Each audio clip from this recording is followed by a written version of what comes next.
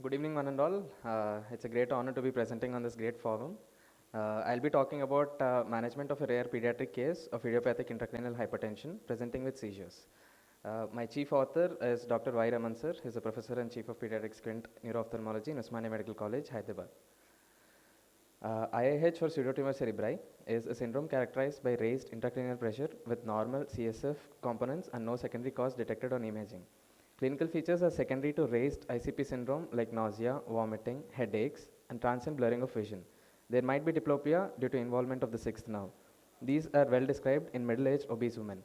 IIH can present in children of any age group. Clinical features in postpubertal age group are similar to adult population, while in prepubertal age group it can be varying. Incidence is about 0.5 to 0.9 cases per 1 lakh pediatric population. Risk factors include vitamin A overdose, exposure to drugs like tetracycline, minocycline, doxycycline, retinoic acid, and lithium, as well as use or withdrawal of steroids. Methods. A 4-year-old girl in a known case of febrile status epilepticus was brought to Sarojini Devi Hospital on 11th of February by her parents for follow-up 1 month after the last episode. She had no ocular complaints as such. She has a recent admission in Nilofer Hospital in view of seizure attack. Birth history was not significant. Family history, developmental history, and immunization history are not significant. On examination, the child is conscious, alert, and active, and her vitals are within normal limits. Anterior segment had no abnormalities except extraocular movements were full and free, both versions and actions. PDR and retinoscopy were as follows. Fundus examination is normal except for blurring of nasal disc margin. B scan showed both eyes echo-free VC and disc edema more in the left eye compared to the right eye. NCT was normal and OCT was normal. EEG report showed an abnormal sleep record in stage 2 and 3, which is suggestive of generalized seizure disorder. CSF analysis was normal, but the opening pressures were more than 370 mm of H2O. MRI showed CSF intensity fluid noted around the optic nerves, suggestive of bilateral papilledema. Blood investigation showed EBV IgM antibodies positive.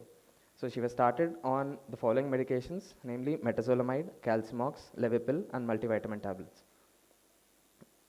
Pediatric IIH has a very low incidence as such. It is essential to investigate for possible precipitating factors that might lead to raised ICP, especially space-occupying lesions or any other intracranial pathology. Clinically, it is commonly seen as a bulging of anterior fontanelle in earlier neonatal life. As seen in this particular case scenario, the etiology could have been a viral infection causing an imbalance between production and drainage of CSF leading to a raised ICP.